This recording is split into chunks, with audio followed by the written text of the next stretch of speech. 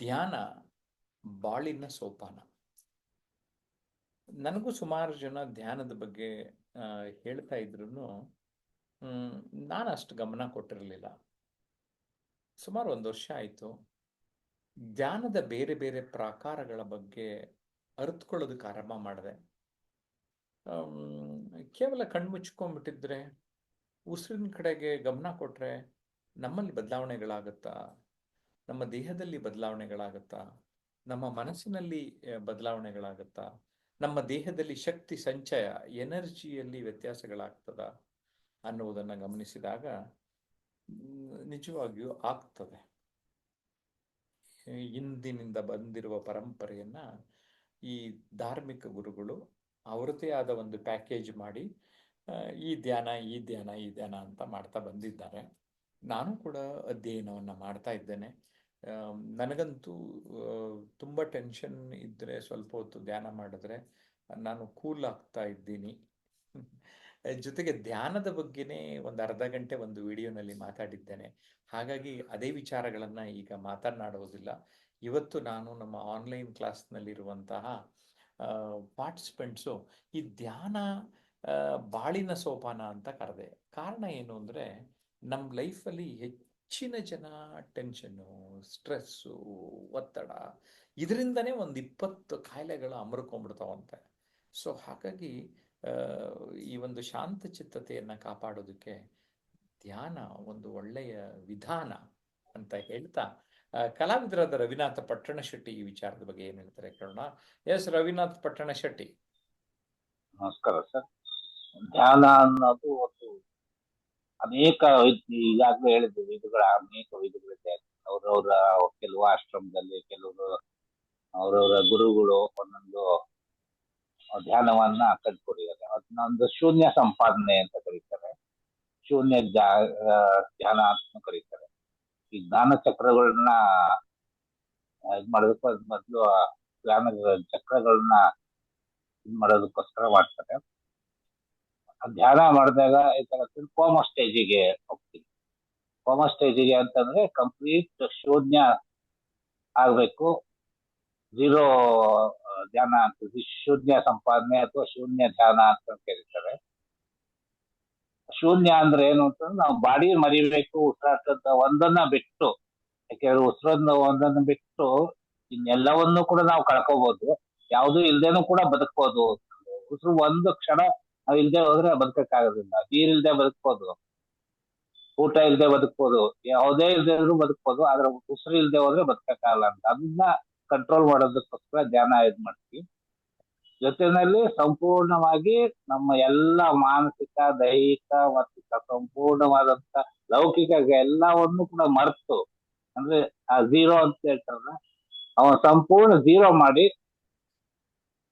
ಎಂಟಿ ಮಾಡಿದಾಗ ಸಂಪೂರ್ಣ ನಮ್ಮ ಇದಕ್ಕೆ, ಇಡೀ ದೇಹಕ್ಕೆ, ಮನಸ್ಸಿಗೆ, ಎಲ್ಲದಕ್ಕೂ ಕೂಡ ಖಾಲಿಯಾದಂತ ಅನುಭವ ಬರುತ್ತೆ. ನಾನು ಈಗ ಲೋಕಲ್ ಇದ್ರಲ್ಲಿ ಹೇಳ್ತಾ ಇದ್ದೀನಿ. ಖಾಲಿಯಾದ ಅನುಭವ ಅಂತಂದ್ರೆ ಸಂಪೂರ್ಣ ಒಂದು ಅಲ್ಲಿ ಝೀರೋ ಅಂತಂದು ಹೇಳ್ತಾರೆ. ಶೂನ್ಯ ಧ್ಯಾನ ಅಂತಂದು ಹೇಳುತ್ತೆ. ಆ ಶೂನ್ಯಕ್ಕೆ ಹೋದಾಗ ಸಂಪೂರ್ಣ ನಮಗೆ ರಿಲೀಫ್ ಸಿಗುತ್ತೆ. ಅದು ಜೊತೆನಲ್ಲಿ ಬೇರೆ ಒಂದು ಯಾವುದೇ ಒಂದು ಆಧ್ಯಾತ್ಮಿಕ ಆಗ್ಬೋದು, ಬೇರೆ ಒಂದು ಇದರಲ್ಲಿ ನಮಗೆ ಕಾನ್ಸಂಟ್ರೇಷನ್ ಮಾಡೋದಕ್ಕೆ ಅನುಕೂಲ ಆಗುತ್ತೆ ನಮ್ಮ ದೇಹಕ್ಕೆ, ಮನಕ್ಕೆ. ಅದಕ್ಕೋಸ್ಕರದ ಧ್ಯಾನವನ್ನ ಸಪ್ರೇಟ್ ಅವರವರ ಎಕ್ಸ್ಪೀರಿಯನ್ಸ್ ಮೇಲೆ ಒಂದೊಂದು ಇದನ್ನ ವೇಗಳನ್ನ ಕಂಡುಕೊಂಡಿದ್ದಾರೆ. ಒಬ್ಬ ಆಧ್ಯಾತ್ಮಿಕ ಗುರು ಆಗ್ಬೋದು, ಒಬ್ಬ ಇವನು ಆಕ್ಯುಪಂಕ್ಚರ್ದವ್ರನ್ನ ಆಗ್ಬೋದು, ರೇಖಿನವ್ರು ಆಗ್ಬೋದು. ಅವ್ರದೇ ಒಂದು ವೇ ಆಫ್ ಒಂದು ರೂಟ್ ಇರುತ್ತೆ. Yes sir. ತ್ರಿವೇಣಿ ಅವರೇ, ನಿಮ್ಗೇನ್ ಅನಿಸ್ತು? ತ್ರಿವೇಣಿ, ಅನಿಸಿಕೆ ತಿಳಿಸಿ. ಎಲ್ಲರಿಗೂ ನಮಸ್ತೆ ಸರ್. ಧ್ಯಾನ ಬಾಳಿನ ಸೋಪಾನ. ಧ್ಯಾನ ಅಂದ್ರೆ ಈಗ ಮನಸ್ಸಿನ ಒಂದು ಶಾಂತ ಸ್ಥಿತಿಯನ್ನ ನಾವು ಧ್ಯಾನ ಅಂತ ಹೇಳಿ ಹೇಳ್ತೀವಿ. ಈ ಶಾಂತವಾಗಿರೋದು ಏನು ಬಹಳ ಕಷ್ಟ. ಈಗಿನ ಒಂದು ಆಧುನಿಕ ಯುಗದಲ್ಲಿ ಶಾಂತವಾಗಿರೋದು ತುಂಬಾ ಕಷ್ಟ. ಮನುಷ್ಯನು ಬಹಳಷ್ಟು ಟೆನ್ಷನ್. ಈಗ ಜೀವನ ನಿರ್ವಹಣೆಗೆ ಒಂದಲ್ಲ ಒಂದ್ ರೀತಿ ಉದ್ಯೋಗವನ್ನ ಅವಲಂಬಿಸ್ಲೇಬೇಕು, ಅವಲಂಬಿಸಿರ್ತಾರೆ. ಆದ್ರೆ ಈಗಿನ ಉದ್ಯೋಗಗಳಲ್ಲಿ ಎಷ್ಟು ಟೆನ್ಷನ್ ಇದೆ ಅಂದ್ರೆ ಆಯಾ ಉದ್ಯೋಗ, ಪ್ರತಿಯೊಂದು ಉದ್ಯೋಗನೂ ಈಗ ಆರಾಮಾಗಿ ನಾವು ಸಂಬಳ ತಗೊಳ್ತೀವಿ ಕೆಲಸ ಮಾಡಿ ಅನ್ನೋದು ಯಾವ್ದ್ರಲ್ಲೂ ಇಲ್ಲ. ಬಹಳಷ್ಟು ಒತ್ತಡಗಳಿರ್ತವೆ. ಅದರಲ್ಲೂ ಈ ಮಹಿಳೆಯರು ಪುರುಷರಿಗಿಂತ ಹೆಚ್ಚಿನ ಒಂದು ಮಾನಸಿಕ ಒತ್ತಡಕ್ಕೆ ಸಿಲುಕ್ತಾರೆ ಅನ್ನೋದು ನನ್ನ ಅನಿಸಿಕೆ. ಯಾಕೆ ಅಂತ ಹೇಳಿದ್ರೆ ಈಗ ವರ್ಕಿಂಗ್ ವುಮೆನ್ ಏನಾಗುತ್ತೆ ಅಂದ್ರೆ ಹೊರಗಡೆನೂ ಕೆಲಸ ಮಾಡ್ಬೇಕು, ಮನೆ ಒಳಗೂ ಸಂಸಾರ ನಿಭಾಯಿಸ್ಬೇಕು, ಗಂಡ ಮಕ್ಕಳು ಮನೆ ಸಂಸಾರ, ಮತ್ತೆ ಹೊರಗಡೆನೂ ದುಡಿಬೇಕು ಒಳಗಡೆನೆ ದುಡಿಬೇಕು. ಈ ರೀತಿಯಾಗಿ ಒಬ್ಬ ಮಹಿಳೆಗೆ ಒಂದು ಶಾಂತ ಮನಸ್ಸಿನ ಸ್ಥಿತಿ ಅನ್ನೋದು ಬಹಳಷ್ಟು ಕಠಿಣವಾಗಿದೆ ಅಂತೇಳಿ ನಾನು ಭಾವಿಸ್ತೀನಿ. ಈ ಒಂದು ಮಾನಸಿಕ ಒತ್ತಡದಿಂದ ಹೊರಗ್ ಬರ್ಬೇಕು, ಮುಕ್ತಿಯನ್ನ ಪಡಿಬೇಕು ಅಂದ್ರೆ ಬಹಳಷ್ಟು ಉತ್ತಮ ಮಾರ್ಗ, ಕನಿಷ್ಠ ಪ್ರತಿದಿನದಲ್ಲಿ ಒಂದು 10 ರಿಂದ 15 ನಿಮಿಷನಾದ್ರೂ ನಾವು ಧ್ಯಾನದ ಮಾಡ್ಬೇಕು, ಧ್ಯಾನದಲ್ಲಿ ಮಗ್ನರಾಗ್ಬೇಕು ಅಂತ ಹೇಳಿ ನಾನು ಇತ್ತೀಚೆಗೆ ಕಂಡುಕೊಂಡತಕ್ಕಂತ ಒಂದು ವಿಧಾನ. ಯಾಕೆ ಅಂತ ಹೇಳಿದ್ರೆ ಈ ಧ್ಯಾನ ಸ್ಥಿತಿಯಲ್ಲಿ ಮಾತ್ರ ನಮ್ಗೆ ಒಂದ್ ಸ್ವಲ್ಪ ಏನು ಬಿಡುವು ಸಿಕ್ಕಂಗಾಗುತ್ತೆ, ಮತ್ತೆ ನಮ್ ಮೈಂಡ್ ಸ್ವಲ್ಪ ರಿಲೀಫ್ ಆದಂಗೂ ಆಗುತ್ತೆ. ಹಾಗಾಗಿ ಈ ಧ್ಯಾನ ಮಾಡೋದ್ರಿಂದ ನೀವ್ ಹೇಳ್ದಾಗೆ ಅನೇಕ ಈ BP ಶುಗರ್ ಅಂತಕ್ಕಂಥದ್ದು ಈಗಿನ ಒಂದು ಯುಗದಲ್ಲಿ ಯಾರ್ ನೋಡಿದ್ರು BP ಶುಗರ್ ಇದು ಕಾಮನ್ ಕಾಯಿಲೆಗಳು ಆಗ್ಬಿಟ್ಟಿದಾವೆ.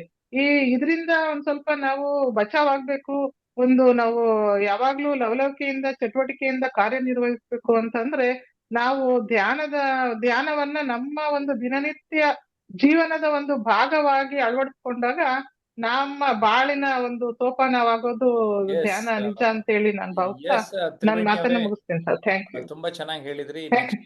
ನೆಕ್ಸ್ಟ್ ಮಾತಾಡೋದಕ್ಕೆ ಸಂತೋಷ್ ಅವ್ರಿಗೆ ಇನ್ವೈಟ್ ಮಾಡ್ತಾ ಇದ್ದೀನಿ. ನಾವು ಒಂದು ರೀತಿ ಶಾಂತಿಯ ರೂಪದಲ್ಲಿಯೇ ಸಂತೋಷವನ್ನ ಪಡೆಯೋದು ಧ್ಯಾನದ ಒಂದು ಮೂಲ. ಏನಂತೀರಿ ಸಂತೋಷ್? ಹೌದು ಸರ್, ಧ್ಯಾನ ಮಾಡಿದ್ರೆ ನಮ್ಗೆ ಯೋಗ, ವ್ಯಾಯಾಮ, ಧ್ಯಾನ ಮನುಷ್ಯನಿಗೆ ಇವತ್ತಿನ ಯುಗದಲ್ಲಿ ಇವತ್ತಿನ ಒಂದು ಲೈಫ್ ತುಂಬಾ ಫಾಸ್ಟ್ ಆಗಿರೋದಕ್ಕೆ ನಾವು ಒಂದ್ ದಿನದಲ್ಲಿ ಅರ್ಧ ಗಂಟೆ ಅಥವಾ 10 ನಿಮಿಷ 20 ನಿಮಿಷ ಒಂದು ಧ್ಯಾನ ಮಾಡೋದ್ರಿಂದ ನಮ್ಗೆ ಹೆಚ್ಚಿನ ಶಕ್ತಿ ಬರುತ್ತೆ. ನಾವು ಮಾಡೋ ಅಂತ ಕೆಲಸದಲ್ಲಿ ಯಶಸ್ಸು ಕಾಣ್ಬೋದು. ಹಾಗೆ ಧ್ಯಾನ ಅನ್ನೋದು ತುಂಬಾ ಅವಶ್ಯಕತೆ ಇದೆ ಇವತ್ತಿನ ಒಂದು ಯುಗಕ್ಕೆ. ಯಾವುದೇ ಒಂದು ವ್ಯಕ್ತಿ ಕೆಲಸದ ಒತ್ತಡದಲ್ಲಿ ಒಂದು 10 ನಿಮಿಷ ಅಥವಾ ಅರ್ಧ ಗಂಟೆ ಒಂದು ಧ್ಯಾನ ಮಾಡಿ ಅವನು ಬೇರೆ ಕೆಲ್ಸಕ್ಕೆ ಹೋದಾಗ ಅವನಿಗೆ ಒಂದು ಒಳ್ಳೆ ಐಡಿಯಾ ಬರುತ್ತೆ, ಒಳ್ಳೆ ಕೆಲಸ ಮಾಡ್ತಾನೆ, ಒಳ್ಳೇದಾಗ್ತಾನೆ. ಹಾಗೆ ಧ್ಯಾನ ಪ್ರತಿಯೊಂದು ವ್ಯಕ್ತಿಗೆ ಆರೋಗ್ಯಕರವಾಗಿರ್ಬೇಕು ಅಂದವನಿಗೆ ಧ್ಯಾನ ಬಹಳ ಮುಖ್ಯ ಸರ್. ಇಷ್ಟ ಹೇಳ್ತೀನಿ. ತುಂಬಾ ಸಂತೋಷ, ತುಂಬಾ ಚೆನ್ನಾಗಿ ತಾವು ಹೇಳಿದಿರಿ. ಈಗ ನಾನು ಕೃಷ್ಣ ಮೋಹನ್ ಅವ್ರನ್ನ ಮಾತಾಡಿಸ್ತೇನೆ. ಕೃಷ್ಣ ಮೋಹನ್, ತಮ್ಮ ಅನಿಸಿಕೆ ತಿಳಿಸಿ. ಸರ್ ನಮಸ್ಕಾರ. ಸ್ನೇಹಿತರಿಗೆಲ್ಲ ನಮಸ್ಕಾರ. ಕೇಳಿಸ್ತಾ ಇದೆ ಸರ್? ನೀವು ಮುಂದುವರಿಸಿ ಸರ್. ಇವಾಗ ಧ್ಯಾನ ಅನ್ನೋದು ಒಂದು ನಾವು ಧ್ಯಾನ ನಮ್ಮ ಜೀವನದಲ್ಲಿ ಒಂದು ಪ್ರತಿನಿತ್ಯದ ಒಂದು ಅಂಗ ಆಗ್ಬೇಕು ಸರ್. ಅವಾಗ ಹಿರಿಯರು ಹೇಳ್ತಾ ಇದ್ರು, ಯಾವ್ದನ್ನ ಕೆಲಸ ಮಾಡ್ಬೇಕಾದ್ರೆ ಧ್ಯಾನ ಇಲ್ವೇನೋ ಅಂತ ಇದ್ರು. ಧ್ಯಾನ ಅಂದ್ರೆ ನಾವು ಮಾಡೋ ಕೆಲಸದಲ್ಲಿ ಕೂಡ ಒಂದು ಧ್ಯಾನ ಇರ್ಬೇಕು ಸರ್. ನಾವು ನೋಡೋ ನೋಟದಲ್ಲಿ, ನಾವು ಮಾಡುತ್ತಿರೋ ಇದರಲ್ಲಿ ಪ್ರತಿ ಕ್ಷಣನೂ ಧ್ಯಾನದಲ್ಲಿ ಆ ಏಕಾಗ್ರತೆಯಿಂದ ಇರುವಂತದನ್ನೇ ಧ್ಯಾನ ಅಂತೀವಿ ಸರ್. ಅದನ್ನ ನಾವು ಪಡ್ಕೋಬೇಕು ಅಂದ್ರೆ ಒಂದು ವಿವಿಧ ಆಧ್ಯಾತ್ಮಿಕ ರೂಪದಲ್ಲಿ, ಅದು ವಿವಿಧ ರೂಪದಲ್ಲಿ ವಿವಿಧ ಇದರಲ್ಲಿ ಹೇಳ್ತಾರೆ. ಅದನ್ನ ಧ್ಯಾನನ್ನ ಮಾಡೋದ್ರಿಂದ ನಮ್ಮಲ್ಲಿರುವಂತ 72 ನಾಡಿ ಮಂಡಲಗಳೆಲ್ಲ ಫ್ಯೂರೇಷನ್ ಆಗುತ್ತೆ. ಮತ್ತೆ 5 ಸಹಸ್ರಗಳು ಕೂಡ ಓಪನ್ ಆಗುತ್ತೆ. ಸೊ ಇದರಿಂದ ಕಂಡುಕೊಳ್ಳೋದು ಬಹಳಷ್ಟಿದೆ. ನಾವು ಅಷ್ಟು ಉನ್ನತ ಮಟ್ಟ ಕಂಡುಕೊಳ್ಳಕ್ ಆಗ್ಲಿಲ್ಲ ಅಂದ್ರೂ ಕೂಡ ಪ್ರತಿನಿತ್ಯ ಜೀವನದಲ್ಲಿ ಒಂದು 10 ರಿಂದ 20 ನಿಮಿಷ ಮಾಡೋದ್ರಿಂದ ಕೂಡ ತನ್ನದೇ ಆದಂತ ಶಕ್ತಿ ನಮ್ಮಲ್ಲಿ ಕೊಂಡು ಅದು ನಮ್ಮ ನಿತ್ಯ ಜೀವನಿಗೆ ಹೆಲ್ಪ್ ಆಗುತ್ತೆ ಅಂತ ಹೇಳ್ತೀನಿ sir. Yes, very good Krishna Mohan. ನಮ್ ಜೊತೆ ಕಟ್ಟೆ ಯರಿಸ್ವಾಮಿ ಇದ್ದಾರೆ. ಯರಿಸ್ವಾಮಿ, ಧ್ಯಾನ ಬಾಳಿನ ಸೋಪಾನ. ಆತ್ಮೀಯರೇ ನಮಸ್ಕಾರ. ಧ್ಯಾನ ಬಾಳಿನ ಸೋಪಾನ ನಿಜ. ಯಾಕಂದ್ರೆ ನಮ್ಮ ಜೀವನದ ಉದ್ದಕ್ಕೂ ನಾವು ಹೊಂದುವ ಆಳವಾದ ಭಾವನೆಗಳು, ಆಮೇಲೆ ಅನುಭವಗಳು, ಸಾಧನೆಗಳು, ಒಳಿತು ಆದಿ ಇವುಗಳನ್ನ ನಾವು ಒಮ್ಮೆಲೆ ಸಾಧನೆ ಸಾಧಿಸ್ಲಿಕ್ಕೆ ಆಗಲ್ಲ. ಹಾಗಾಗಿ ನಿರಂತರ ಶ್ರಮ ನಮಗೆ ಈ ಧ್ಯಾನದಿಂದ ನಾವು ಮಾಡಬೇಕಾಗ್ತದೆ. ಈ ನಾವು ಧ್ಯಾನ ಮಾಡೋದ್ರಿಂದ ನಮಗೆ ಏನೆಲ್ಲ ಪ್ರಯೋಜನಗಳು ಆಗ್ತಾವಂತ ನಾವು ನೋಡೋದಾದ್ರೆ ನಮಗೆ ಮನಸ್ಸಿಗೆ ಶಾಂತಿ ಸಿಗ್ತದೆ, ಹಾಗೆ ಆರೋಗ್ಯ ಸುಧಾರಣೆ ಕೂಡ ನಾವು ಕಂಡ್ಕೊಳ್ಬೋದು. ಹಾಗೆ ಇನ್ನೊಂದು ಏನಪ್ಪಾ ಅಂತಂದ್ರೆ ಸೃಜನಶೀಲತೆ ಅಂದ್ರೆ ಹೊಸ ಆಲೋಚನೆಗಳನ್ನ ನಾವು ಈ ಧ್ಯಾನದಿಂದ ಕಲೀಲಿಕ್ಕೆ ಸಾಧ್ಯ ಆಗ್ತದೆ ಅಂತ ಹೇಳಕ್ ಇಷ್ಟಪಡ್ತೀನಿ ಸರ್. ಧನ್ಯವಾದ Yes, ಸರ್. ಕಟ್ಟೇರಿ ಸ್ವಾಮಿ, ಲಾಸ್ಟ್ ಟೈಮ್ ನಾವು 3 days camp on public speaking attend ಮಾಡಿದ್ರಿ. ಈ ತರದ ಕ್ಯಾಂಪ್ ಅಟೆಂಡ್ ಮಾಡೋದ್ರಿಂದ ಏನ್ ಲಾಭ ಆಗುತ್ತೆ ಅನ್ನೋದನ್ನ ನಮ್ಮ ಬೇರೆ ಆಸಕ್ತರಿಗೆ ಗೊತ್ತಾಗ್ಲಿ ಅಂತ ಕೇಳ್ತಾ ಇದ್ದೇನೆ. ಆ, ಈ ಲಾಸ್ಟ್ ಟೈಮು ಅಂದ್ರೆ ಈ ಕಳೆದ ಒಂದು 3 days ಕ್ಯಾಂಪ್ ಬೆಂಗಳೂರು ದೇವನಹಳ್ಳಿ ಹತ್ರ ಇರುವ ದಿ ವಿಜಡಮ್ ಸ್ಕೂಲ್ಸ್ ನಲ್ಲಿ ನಮ್ಮ ಜಯಪ್ರಕಾಶ್ ನಾಗ್ತೇಳ್ ಸರ್ ಅವರು 3 days ಕ್ಯಾಂಪ್ ಅಳವಡಿಸಿದ್ರು. ಅದರಲ್ಲಿ ನಾನು ಕಂಡಂತ ಬದಲಾವಣೆಯನ್ನ ನಾನು ಈ ವಿಡಿಯೋದ ಮೂಲಕ ಹೇಳಲಿಕ್ಕೆ ಇಷ್ಟಪಡ್ತೀನಿ. ಏನಪ್ಪಾ ಅಂತಂದ್ರೆ ಸಾಕಷ್ಟು ಅಂದ್ರೆ ನಾವು ಅಲ್ಲಿ ಏನಪ್ಪಾ ಅಂತಂದ್ರೆ ಈಗ ನಾವು ಒಂದು ಆನ್ಲೈನ್ ಅಲ್ಲಿ ನಾವು ಮಾತಾಡೋದಕ್ಕೂ ಅಲ್ಲಿ ಲೈವ್ ಅಂದ್ರೆ ಟೋಟಲ್ ನಮ್ದು ಇಡೀ ಪಾದದಿಂದ ಹಿಡಿದು ತಲೆಯವರೆಗೆ ನಮ್ದು ಏನಿದೆ ಹಾವಭಾವ ಗ್ರೋಮಿಂಗ್ ಟೋಟಲ್ ಆಗಿ ನಮ್ಗೆ ಯಾವ ರೀತಿ ನಾವು ಮಾತಾಡಬೇಕು, ಯಾವ ರೀತಿ ನಾವು ಸ್ಟೇಜ್ ಮೇಲೆ ಹೋಗಿ ಮಾತಾಡಬೇಕು, ಪ್ರತಿಯೊಂದನ್ನ ನಮಗೆ ಜಯಪ್ರಕಾಶ್ ಸಾರು ನಮಗೆ ತಿಳಿಸ್ತಾರೆ. ಸಾಕಷ್ಟು ನಾವು ಕಲಿಬೋದು, ಹೊಸ ವಿಷಯಗಳನ್ನ ನಾವು ಕಲಿಬೋದು, ಹಾಗೆ ಹೊಸ ಸ್ನೇಹಿತರನ್ನ ನಾವು ಪರಿಚಯ ಮಾಡ್ಕೊಳ್ಬೋದು. ಹಾಗೆ ಟೋಟಲ್ ಆಗಿ ಹೇಳ್ಬೇಕಂದ್ರೆ ಒಂದು ಕಮ್ಯುನಿಕೇಶನ್ ಸ್ಕಿಲ್ಸ್ ಆಗಿರ್ಬೋದು, ಪಬ್ಲಿಕ್ ಸ್ಪೀಕಿಂಗ್ ಆಗಿರ್ಬೋದು, ಪ್ರತಿಯೊಂದನ್ನ ನಾವು ಅಲ್ಲಿ ಕಲ್ತೀವಿ. ಹಾಗೆ ನಮಗೆ ಹೊಸ ವಿಷಯಗಳನ್ನ ನಮಗೆ ಕೊಡ್ತಾರೆ, ಆ ವಿಷಯಗಳ ಬಗ್ಗೆ ನಾವು ಮಾತನಾಡಬೇಕು. ತುಂಬಾ ಸಾಕಷ್ಟು ನಾವು 3 ದಿನದಲ್ಲಿ ನಾನು ಕೂಡ ಒಂದು ಬರವಣಿಗೆ ಮೂಲಕವನ್ನು ಕೂಡ ಅಲ್ಲಿ ನಾನು ಕಲ್ತ್ಕೊಂಡೆ. ಹಾಗೆ ಹೊಸ ಹೊಸ ಪದಗಳನ್ನ ಕಲ್ತ್ಕೊಂಡೆ. ಹಾಗೆ ನಾನು ಹೇಗೆ ಮಾತಾಡಬೇಕು, ಒಂದು ಯಾವುದೇ ಒಂದು ವೇದಿಕೆ ಸಮಾರಂಭಗಳಲ್ಲಿ ನಾವು ಅಂದ್ರೆ ಟೈಮ್ ಸೆನ್ಸ್ ಗೊತ್ತಿರಲ್ಲ ಎಷ್ಟು ಮಾತಾಡ್ಬೇಕಂತ.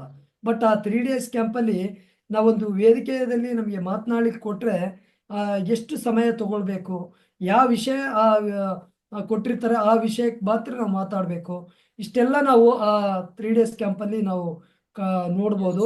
ಹಾಗೆ ನನಗಂತೂ ಕಳೆದ ಒಂದು 3 ದಿನದ ಕ್ಯಾಂಪಲ್ಲಿ ತುಂಬಾ ಬದಲಾವಣೆಯನ್ನು ಕಂಡಿದ್ದೀನಿ. ಎಸ್ ಯರಿಸ್ವಾಮಿ, ತಾವು ಈಗಾಗಲೇ ರಿಜಿಸ್ಟರ್ ಮಾಡಿದ್ದೀರಿ. ಈಗ ಇಲ್ಲಿರೋರು ಸುಮಾರು ಜನ ರಿಜಿಸ್ಟರ್ ಮಾಡಿದ್ದೀರಿ. Only limited seats are available. ಯಾರಿಗಾರ ಆಸಕ್ತಿ ಇದ್ರೆ 9341259267 ಅಥವಾ 9620303000ಗೆ ತಕ್ಷಣವೇ ಸಂಪರ್ಕ ಮಾಡಿ ಅಂತ ಹೇಳೋದಕ್ಕೆ ಇಷ್ಟಪಡ್ತೇನೆ. ಮತ್ತೊಂದು ವಿಡಿಯೋನಲ್ಲಿ ಭೇಟಿ ಆಗ್ತೇನೆ. ಬಾಯ್ ಬಾಯ್.